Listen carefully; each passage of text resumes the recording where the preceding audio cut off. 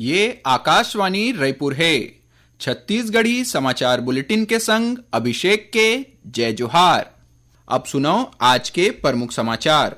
नई दिल्ली में आयोजित जीएसटी ले संबंधित मंत्री समूह के बैठका में वित्त मंत्री ओपी चौधरी ह बताइन कि छत्तीसगढ़ में टैक्स चोरी ला रोके बर एआई टूल्स के उपयोग करे जावत है। बीजापुर जिला में सुरक्षा बलों माओवादी मन के बीच हुए मुठभेड़ में एक माओवादी मारे गेस। और काली छत्तीसगढ़ समेत देश के आने आने क्षेत्र में मुहर्रम श्रद्धा और आस्था के संग मनाए जाही। अब समाचार विस्तार ले। देश भर में वस्तु और सेवा कर यानी जीएसटी में राजस्व जोरे ला ज्यादा पारदर्शी और प्रभावी करे बर बनाए गए मंत्री मन के समूह के बैठका काली नई दिल्ली में राखे गेस। बैठका में छत्तीसगढ़ के वित्त मंत्री ओपी चौधरी घलो शामिल होइन। ए मौका में ओमन फर्जी व्यापारी ऊपर कड़ा कार्रवाई, पंजीयन प्रक्रिया में आधुनिक तकनीक के उपयोग और फर्जी इनपुट टैक्स क्रेडिट ला रोके बर बहुत अकन जरूरी सुझाव देन। श्री चौधरी ह बताइन कि टैक्स चोरी ला रोके और असली करदाता ला सुविधा दे बर छत्तीसगढ़ में डेटा एनालिटिक्स और आर्टिफिशियल इंटेलिजेंस यानी एआई टूल्स के उपयोग करे जावत है। ओमन किहिन की एखर ले राज्य के राजस्व में बढ़ोतरी होए है। बैठका के दौरान देश के आने आने राज्य के वित्त मंत्री मन अपन अपन राज्य में जीएसटी ले राजस्व में पड़ने वाला आर्थिक और आने कारक के विस्तार ले विश्लेषण करें। मुख्यमंत्री विष्णुदेव साय ह किहिन है कि विधानसभा के कार्रवाई ले आम लोगन ला अवगत कराए में संसदीय पत्रकार मन के बड़का भूमिका रही थे। श्री साय ह आज विधानसभा परिसर के प्रेक्षागृह में संसदीय रिपोर्टिंग ऊपर राखे गए कार्यशाला में बोलत रहिस। श्री साय ह किहिन की पत्रकार मन के जरूरी भूमिका है कि विधानसभा के कामकाज ला जनता तक पहुंचाए। उन्हें विधानसभा अध्यक्ष डॉक्टर रमन सिंह संसदीय पत्रकारिता के महत्ता ला बताते हुए किहिन की छत्तीसगढ़ के 25 बछर के स्वर्णिम यात्रा में पत्रकार मन के योगदान अतुलनीय है। ओमन किहिन की संसदीय पत्रकारिता अब्बड़ नाजुक जिम्मेदारी है, जौन सदन के गोपनीयता, अनुशासन और गरिमा ला बनाए राखत हुए जनता तक सटीक और निष्पक्ष जानकारी पहुंचाए के काम करथे। कार्यशाला ला नेता प्रतिपक्ष डॉक्टर चरणदास महंत घलो संबोधित करिन और बोलिन कि पत्रकार समय में और सजगता के संग लोकतंत्र के संवाहक होते। ए मौका में संसदीय कार्य मंत्री केदार कश्यप, विधानसभा के सचिव दिनेश शर्मा और आईआईएमसी के पूर्व महानिदेशक संजय द्विवेदी समेत बड़ संख्या में पत्रकार मन जुड़े रहिन। कार्यशाला ला राज्यसभा सांसद डॉक्टर सुधांशु त्रिवेदी और डॉक्टर संजय द्विवेदी घलो संबोधित करिन। राज्य सरकार जस्ट प्योर ब्रांड के ट्रेडमार्क ला उद्योग विभाग ला हस्तांतरित करे के निर्णय लिन है। यह निर्णय जस्ट प्योर ला व्यापक उत्पादन, संस्थागत ब्रांडिंग और राष्ट्रीय और अंतर्राष्ट्रीय बाजार तक पहुंच दिवाए के दिशा में महत्वपूर्ण कदम है। अब जस्ट प्योर के पहुंच देश भर के प्रमुख एयरपोर्ट स्टोर्स में होही। रेयर प्लेनेट के संग हुए समझौता के पहली चरण में 5 एयरपोर्ट में महुआ और आने आने सामान की बिक्री शुरू करे जावत है। एमओयू में मुख्यमंत्री विष्णुदेव साय कोतिले ऑनलाइन दस्तखत करे गए रहिस। जस्ट प्योर के सामान में महुआ नेक्टर, महुआ वनप्राश, रागी महुआ लड्डू, महुआ कुकीज, महुआ कोकोआ ड्रिंक, कोदो कुटकी रागी ले बने पास्ता और ढेकी में कुटे चाउर शामिल है। जस्ट प्योर के सबले खास बात एकर अगुवाई करत माइलोगिन मन है। यहाँ 90% ले ज्यादा कर्मचारी आदिवासी माइलोगिन हैं, जे मन सामान ला बनाए ले लेकर ओखर पैकिंग तक के सबो बुता में सरलग लगे रही थे। प्रदेश में वैकल्पिक खातू के कोनो कमी नहीं है। रासायनिक खातू के भंडारण और उठाव की स्थिति अच्छा बने हुए है। डीएपी के कमी ला पूरा करे बर एनपीके, सुपर फास्फेट और नैनो डीएपी जैसन वैकल्पिक खातू के उपलब्धता पक्का करे गए है। सहकारी समिति के अधिकारी मन बताइन है कि राज्य में अब तक आने आने तरह के 12,27,000 मीट्रिक टन खातू ला जमा कर ले गए है, जेकर ले खरीफ सीजन में किसनहा मतलब बेरा में पर्याप्त खातू देवाए जा सकते। छत्तीसगढ़ी समाचार बुलेटिन आप मन आकाशवाणी रायपुर ले सुनत हो। छत्तीसगढ़ के खबर ले है आपकी वास्ता और खबर के विश्वसनीयता ले है हमार वास्ता।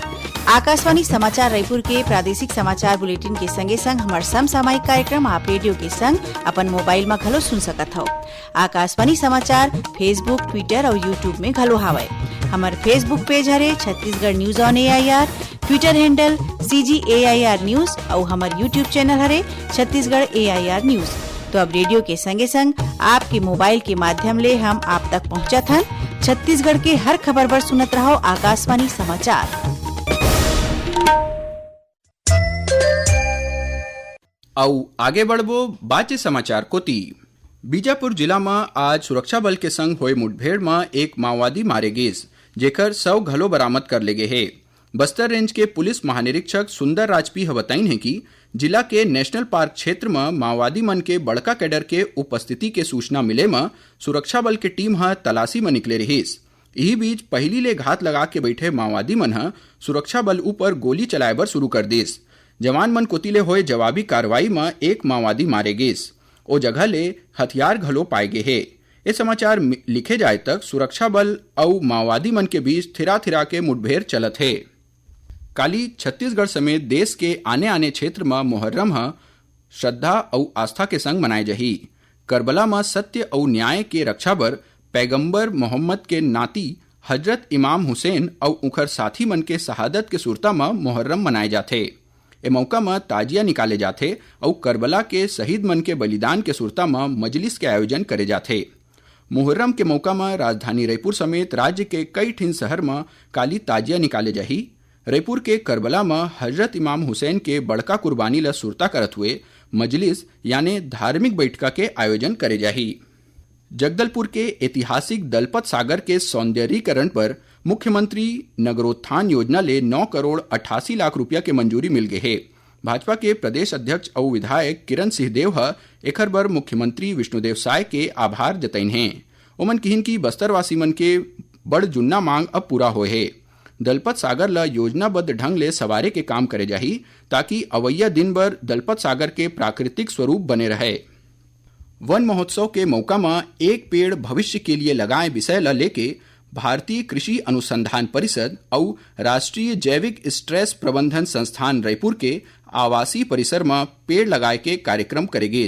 कार्यक्रम में संस्थान के निदेशक, वैज्ञानिक, प्रशासनिक और वित्त विभाग के अधिकारी कर्मचारी और विद्यार्थी मन बड़का भूमिका निभात हुए किस्म किस्म के पौधा लगाइन। आकाशवाणी रायपुर के प्रादेशिक समाचार एकांश डहर ले प्रस्तुत कार्यक्रम जिले की चिट्ठी के प्रसारण काली संध्या 6:05 ले 6:10 तक करे जाही। एक कार्यक्रम ला छत्तीसगढ़ में आकाशवाणी के सब्बो केंद्र एके संग रिले करही।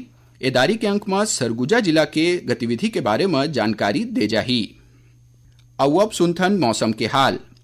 मौसम विभाग अवैया 24 घंटा में प्रदेश के 1-2 जगह में भारी वर्षा होए और गाज गिरे के चेतावनी दी से। मौसम विज्ञानी HP चंद्रा बताइन है कि गंगेटिक और पश्चिम बंगाल के ऊपर एक चक्रवाती घेरा बने हैं। एखर असर ले प्रदेश भर में बादर पानी की स्थिति बने हुए है। आज राजधानी रायपुर समेत प्रदेश के कई हिस्सा में हल्का ले मध्यम वर्षा होइस। उहें काली घलो प्रदेश के अधिकांश जगह में हल्का ले मध्यम वर्षा होए के संभावना है। अब थोरकुन समाचार सार में। मुख्यमंत्री विष्णुदेव साय शिक्षाविद और राष्ट्रीय विचारक डॉक्टर श्यामा प्रसाद मुखर्जी के जयंती में ओमन ल नमन करिन।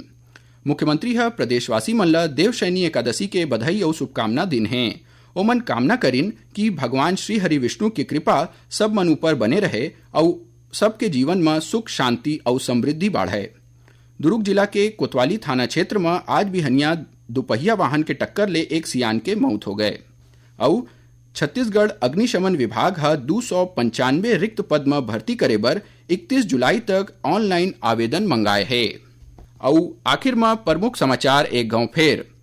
नई दिल्ली में आयोजित GST ले संबंधित मंत्री समूह के बैठका में वित्त मंत्री OP चौधरी बताइन कि छत्तीसगढ़ में टैक्स चोरी ला रोके बर AI टूल्स के उपयोग करे जावत है। बीजापुर जिला में सुरक्षा बल और माओवादी मन के बीच हुए मुठभेड़ में एक माओवादी मारे गेस।